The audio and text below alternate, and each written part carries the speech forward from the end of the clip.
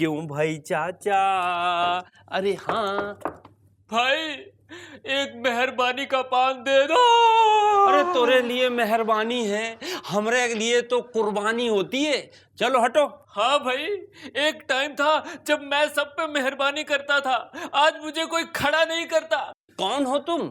सेठ धनीराम। क्षमा करना सेठ जी, हम आपको पहचाने नहीं, पर ये क्या हाल बना रखा है? सब बुरी आदत के चलते। अरे आपको शराब पीने की आदत है नहीं, आप जुआ खेलते नहीं, बुरी आदत कौन सी? प्याज प्याज खाने की मुझे बुरी आदत लग गई। इस प्याज के चलते मेरा बैंक बैलेंस खत्म हो गया, मेरा बंगला बिक गया, मेरे बच्चे बीवी सब भाग गए। अरे हिम्मत मत हारो सेठ जी, हमारी 4 लाइन भी सुन लो। धनी राम जी, इसमें आपका कोई दोष नहीं है। सत्ता पे जो लोग बैठे हैं उन्हें ही होश नहीं है। सरकार अपनी मस्ती में जनता को भुला रही है। क्या वो ये नहीं जानती पूरे देश को प्याज रुला रही है? अरे तो इस बात पे सेठ जी, ये लो मेहरबानी वाला पान खाओ उधार, और बदले में दे दो हमें एक प्याज उधार।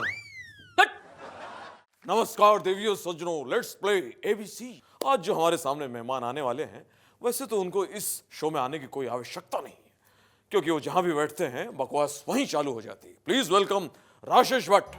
What's up? Thank you, first of all, for inviting me over, Amit.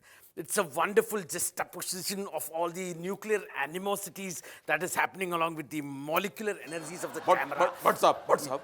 दो ही बूंद जिंदगी की मेरे पास हैं। अगर इतनी बकवास सुनूंगा तो वो खत्म हो जाएगी। बैठ जाइए, आपसे बहुत सारे सवाल पूछिए। पूछो, सवाल जो भी पूछना है पूछो, क्योंकि देश में जो भी समस्या हो लोग मुझसे पूछते हैं। पानी का प्रॉब्लम हो तो मुझसे पूछते हैं। Definitely the water boundaries. समझ गए। बैठ जाइए, बैठ जाइए, बैठ जाइए। अरे संभालिए, कुर्सी को कहीं खुजली ना हो जाए। आपके लिए पहला सवाल कंप्यूटर स्क्रीन पर ये रहा। आप अपनी फिल्मों के लिए आइडियाज कहां से लाते हैं? ए, दोस्तों से, बी, एक्स गर्लफ्रेंड से, सी, इमरान हाशमी से, या डी, किसी अच्छे राइटर से? Actually the answer, Amit, is E, DVD library से। देखिए, वहां से जब मैं डीवीडी लेता हूं तो मुझे राइटरों को पैसे देने पड़ते हैं। कितने सारे पैसे चार्ज करते हैं आजकल राइटर्स, और डीवीडी का क्या है कि 20 रुपए किराए में मिल जाता है। ओके, सही जवाब। और इसीलिए लगता है भट्ट साहब आपकी फिल्मों का बजट इतना कम होता है। I don't waste. संभालिए भट्ट साहब, जरा ये ले लीजिए, खुजाइए ठीक से। Thank you so much. इससे आपको बहुत सुकून मिलेगा। ये मुझे दे दीजिए जी। संभालिए। और अगला सवाल कंप्यूटर स्क्रीन पर ये रहा। हिंदुस्तान में कोई भी घटना घटित होती है, सारे मीडिया वाले ओपिनियन लेने आपके पास ही क्यों आते हैं? आपके ऑप्शंस हैं। ए, आप बहुत दिमागदार हैं। बी, आपके बोल वचन सॉलिड हैं। सी, दूसरे के फटों में आप टांग अड़ाते हैं। D, all the above. Actually I think answer है ऑल ऑफ द अबव, क्योंकि क्या होता है कि मैं किसी और को ऑप्शन छोड़ता ही नहीं हूं। There are no other options. मुझे बोलना पड़ता है, बकवास करना पड़ता है। अमित, एक्सक्यूज मी, इससे कुछ बड़ा मिल सकता है? मेरे पास है, I will help you. Okay, ये बेटर है। This will do fine, thank you. गुरुर्मिथुंदा गुरुर्बप्पीदा गुरुर्देवो श्री पंचमदा। तो बोलो बालिके, what's the problem with you? बाबा, मैं एक एक्ट्रेस हूँ और फिल्म इंडस्ट्री में स्ट्रगल कर रही हूँ। मैं हर दूसरे दिन किसी न किसी डायरेक्टर के पास ऑडिशंस के लिए जाती हूँ, लेकिन हर डायरेक्टर मुझे गलत नज़र से देखता है। बाबा, आप प्लीज मुझे बताइए, मेरे साथ ऐसा क्यों हो रहा है? क्यों? बालिके, तुम्हारी कुंडली में महाप्रभु अमन वर्मा का महाभयंकर कास्टिंग काउच योग है। इंडस्ट्री के नॉटी बॉय शक्ति कपूर भी इस कास्टिंग काउच योग के उपासक थे, इसीलिए इस योग को शक्ति की दुर्दशा योग भी कहा जाता है। तो अब मैं क्या करूं बाबा? सबसे पहले तुम अपने घर के 4 कदम की दूरी पर एक मधुर भंडारकर की प्रतिमा जमीन में गाड़ दो। ऐसा करने से बालिके कास्टिंग काउच योग हमेशा तुमसे 4 कदम दूर ही रहेगा। और इसके साथ साथ बालिके अपने घर में सुबह शाम आर्ट और टैलेंट के उपासक प्रभु श्री श्याम बेनेगल की चालीसा का पाठ करें। ये सब करने से बालिके कास्टिंग काउच योग ब्रेक होगा और उसी के साथ साथ तुम्हें फिल्म इंडस्ट्री में एक बहुत बड़ा ब्रेक मिलेगा। तो बोलो, कास्टिंग काउच भांडा फोड़नी माता श्री प्रीति जैन की जय। राजू भाई, ये बेटिंग ने कितने लोगों का भविष्य संवारा है? जिसने मौका देख के चौका मारा है। अच्छा, मेरे को ना ऐसे प्लेयर पे पैसा लगाना है जो सिर्फ मेरे एक बार कहने पे बोल्ड हो जाए। फिर तो तुम पाखी सावंत और ईना मलिक पे पैसा लगा दियो।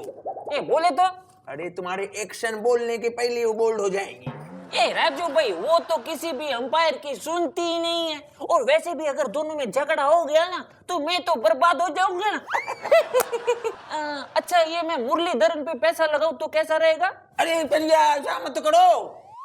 तुमको मालूम है, इंडिया स्पिनर लोग को अच्छा खेलता है और अगला मैच भारत और श्रीलंका का है।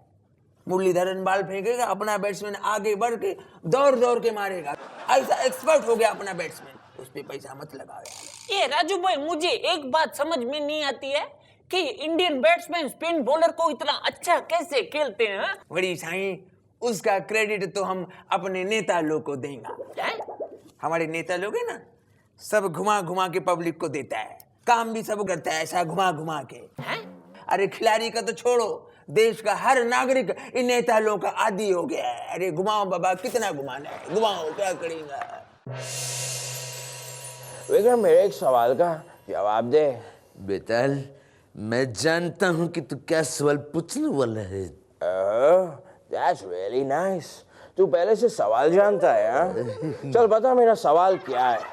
अगर तूने सही सवाल बताया तो मैं तुझे ट्रीट दूंगा, और अगर तूने गलत सवाल बताया तो मैं इसी स्ट्रीट पे तुझे पीट दूंगा।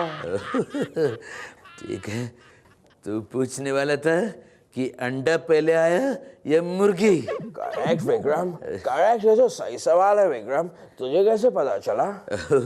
क्योंकि तू मंकी पांडे का फैन है, इसलिए ऐसे बेहुदा सवाल पूछता रहता है। लेकिन मैं चुलबुल पांडे का फैन हूँ, इसलिए मैं बहुत स्मार्ट हूँ। ये सब ठीक है विक्रम, अब तू जवाब तो दे। सवाल तो तूने पूछ लिया है, जवाब तो दे। पहले अंडा आया। वो कैसे? क्योंकि अंडा ए से शुरू होता है और मुर्गी एम से, तो हो गया ना, ए फॉर अंडा पहले आया। विक्रम, तूने अंडा बताया, इस बात पे तू खा डंडा। ये अब मैं चला। बेताल, बाय द वे तुझे बताऊं, डंडा भी मुर्गी से पहले आया था, बिकॉज डंडा डी से शुरू होता है। I am intelligent.